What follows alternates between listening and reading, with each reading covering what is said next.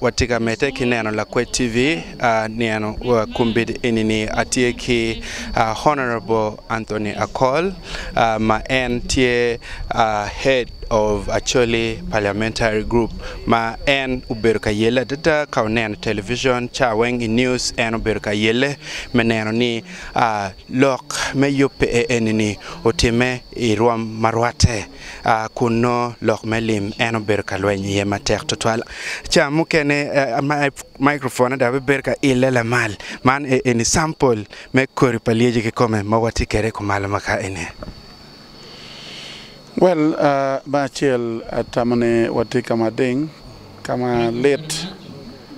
ma kama wachunge na nyimpenen cholok le chuch angeche bene cholok le chuch ento watika yelle ni chakke ne piario ma peko bine kumwa manene wakano ko menwa yo mate ka jo maber kanen no lok mo kana mo ber lok na kiniga ke chwin chien lok yene mo kana konyowa chakene marama deka ngech mano dong mo tamani state bare dong po mero kadong state pero mo bare megi wa kerno kiti ngolo budget mo moro no ka ene wengte lum ke ken map ka ber bene pe chot ano chima a ke board vice president ma Uganda board prime minister ke board president madater lokuniang ne kara pe ko tigang aneno chot ku katika maleng me gang te neno ulutie maramo jolo dan mabe kan donc wano renyo dan ma perta mada ono kay nen dan ma cha opong ke ba dege ma wano gamo cha bich ni o kaba binu kere Kampala parliament me Uganda mo gamo ter gange me o watin ono ngatu mo matwer la lwenyi pere no wano lwenyi wala ko no jeko peta ento ginatie gin mo ke ken mako mirta mere science mo kwano we primary di makwota endo gin mayo yo meti achiel jeko wegaletino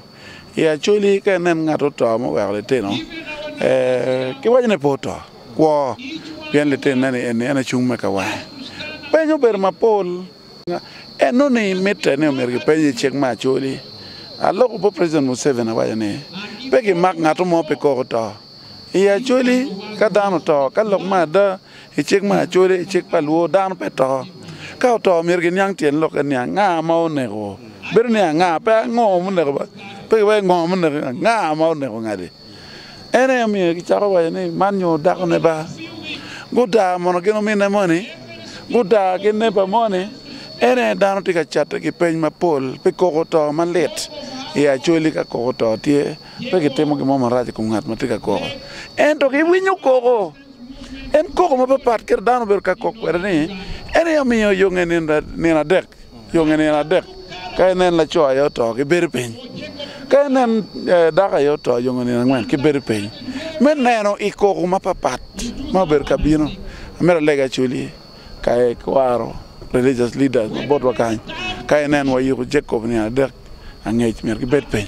angene wati ka choke ti abichiel machala Acholi kan o merwa win ko madan ko pat ka waro mo yubo pajo we ko ni gene wen pertek merwa yubo pajo ento ma pertek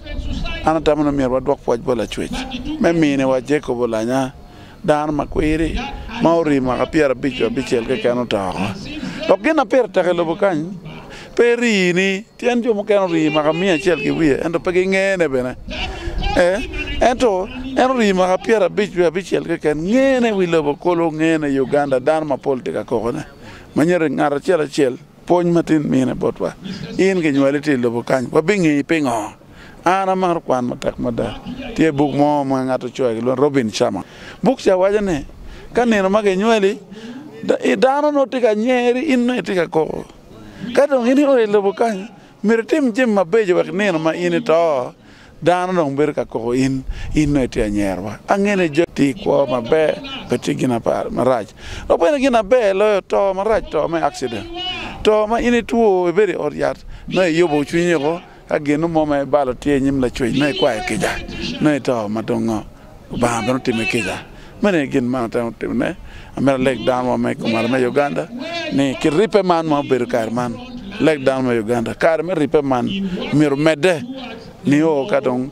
mio Uganda as a country to a new generation mirbet lobo mano ripe kachel mano lokme conflict nyo da kinwa kon in Uganda kon in Ankole kon in Acholi no pete mene tamma eno be tutual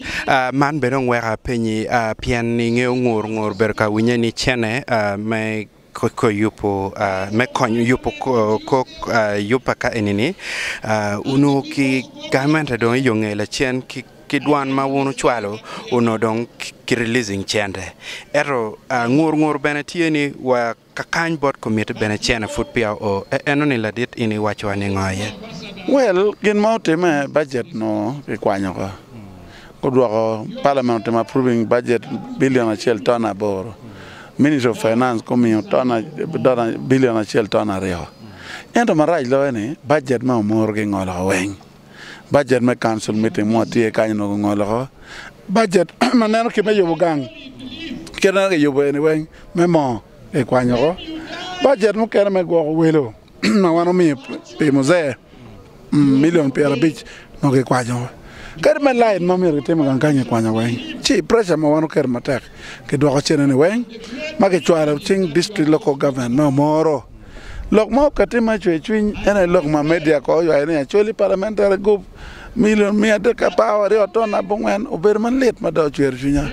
pe wano tika deno chan ma kwanyo chilingi chingwa me go wala bole ke Kampala we no budget ke kwanyo mando nge do ko chen ana tamane yobo betum maber mene lok matien eno apoya mata permete gum mete kitela mate